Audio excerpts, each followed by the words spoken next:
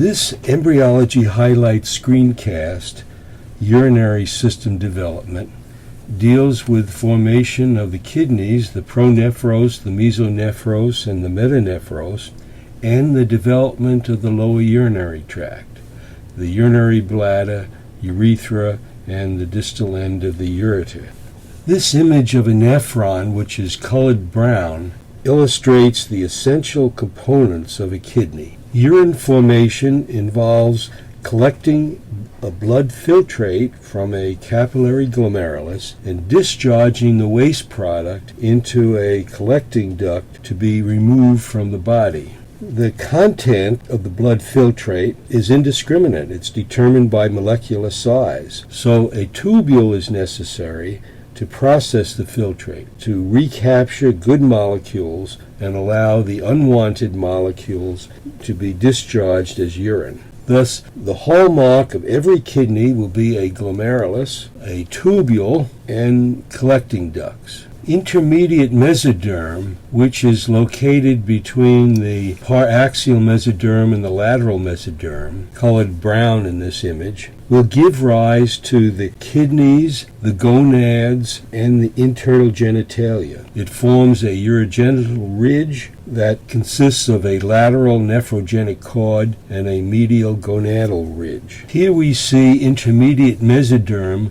colored brown in an early embryo. On this right side, it is beginning to form a urogenital ridge. Intermediate mesoderm is located between the lateral mesoderm, which is associated with the coelom, and the paraxial mesoderm, which will develop into a somite and then a sclerotome, myotome, and dermatome. This book image illustrates the urogenital ridge that is formed by intermediate mesoderm. The nephrogenic cord is colored tan, and the gonadal ridge is pink. A mesonephric kidney is drawn, and we see what we would expect. Glomeruli, tubules to process the filtrate, and a collecting duct, here a mesonephric duct, which carries urine down to the urogenital sinus. A metanephric kidney is drawn caudally in the pelvic region where it arises. 3 kidneys develop in the embryo.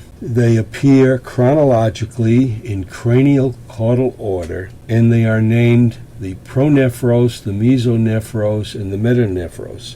In other words, the first kidney, the middle kidney, and the after kidney. The first 2 kidneys are temporary. The metanephros becomes the adult kidney of mammals, birds, and reptiles. This image shows the nephrogenic cord in an early stage of embryonic development. The pronephros is in the process of degenerating, but its duct, which terminates in the cloaca, persists and is taken over as a mesonephric duct. The mesonephros is showing typical stages of kidney development. Initially, the mesoderm forms a continuous mass. Then it undergoes a segmentation. The segments become hollow. They elongate and become tubules. Finally, the tubules establish contact with a duct system, in this case the mesonephric duct, which collects the urine and deposits it in the cloaca. When the mesonephros also degenerates, some of the tubule cells will become adrenal cortex, others will become supporting cells of the gonads. This series of embryonic transections from early to late illustrates the process of mesonephric tubule formation. The tubule is brown, the mesonephric duct is green, and arteries are red.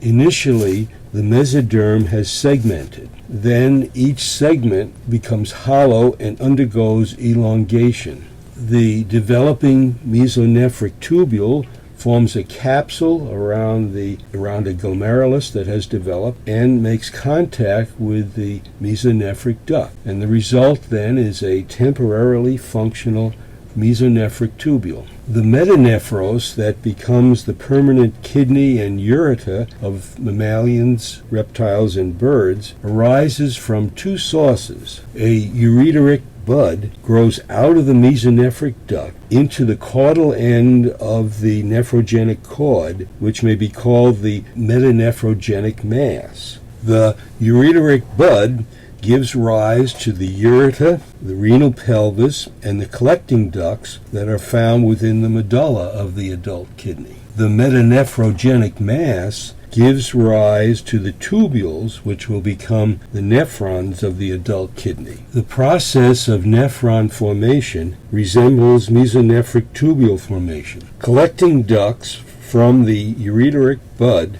branch within the metanephrogenic mass, shown in green. Molecules released from the branch tips induce the surrounding mesenchyme to condensate into cord segments that become hollow and elongate into tubules. The tubules form a capsule around glomeruli, and they establish communication with the collecting tubules. This cartoon illustrates the process of nephron formation. Collecting tubules from the ureteric bud induce the surrounding metanephrogenic mesoderm to condensate, forming segments that become hollow and elongate. The developing tubules establish communication with the collecting duct, and they develop a capsule. As the tubule elongates, it encapsulates a glomerulus and develops the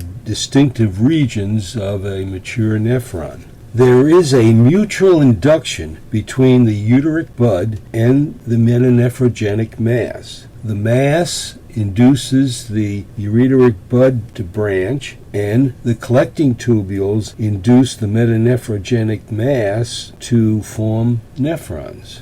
If developing nephrons fail to establish communication with collecting ducts, then the urine will collect within a closed nephron and form a destructive cyst, a condition that is called polycystic kidney, a developmental anomaly. The lower urinary tract consists of the urinary bladder and urethra, plus the distal end of the ureter. The urinary bladder originates from the cranial urogenital sinus, including the adjacent region of the urachus. As a consequence of bladder expansion, both the ureter and the mesonephric duct empty separately into the bladder-urethral junction. Differential growth shifts the position of the ureters, creating the trigone region in the dorsal wall of the bladder neck. The trigone anchors the ureters to the bladder urethra. The urethra develops from the caudal region of the urogenital sinus. In females, it becomes urethra and vestibule.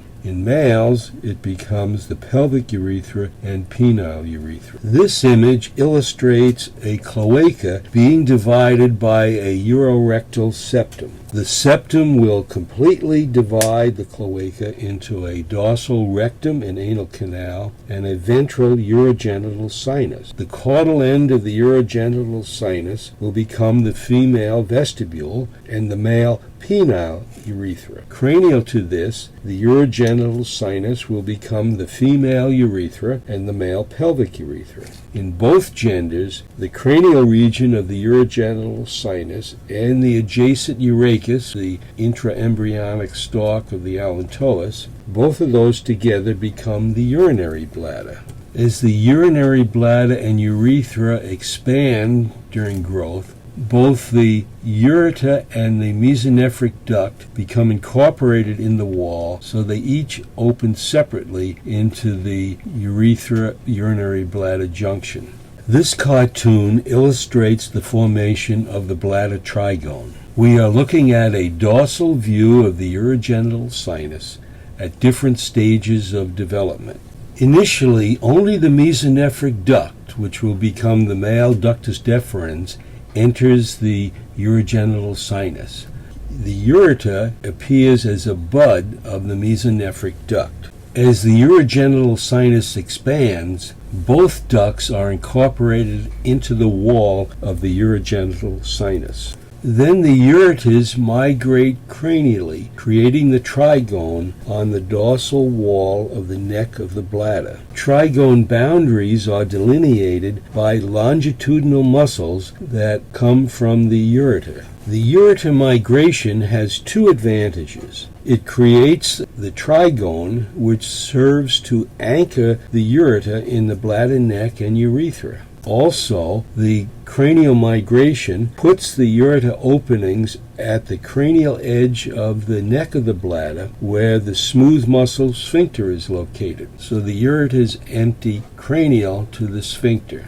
An ectopic ureter is a developmental anomaly where instead of migrating cranially, the ureter migrates caudally. In the case of a ureter that attaches to the urogenital tract caudal to the urethral smooth muscle sphincter, urinary incontinence will be a clinical sign. This image diagrams the trigone and the colliculus seminalis in a male dog from an internal view, looking at the dorsal wall. The trigone is formed by ureter longitudinal musculature in the dorsal wall of the bladder neck. It serves to anchor the ureters to the bladder neck and to the urethra. The colliculus seminalis is a swelling in the dorsal wall of the prostatic urethra in the male dog. The ductus deferens and prostatic duct openings can be seen on the surface of the colliculus seminalis. A persistent patent urachus is a developmental anomaly of the lower urinary tract. If the allantoic stalk does not close, then urine can dribble out of the neonatal umbilicus. Other possibilities include a diverticulum at the apex of the bladder or a urachal sinus at the umbilicus. Both of these can predispose to infection. This concludes this embryology highlight screencast dealing with urinary system development.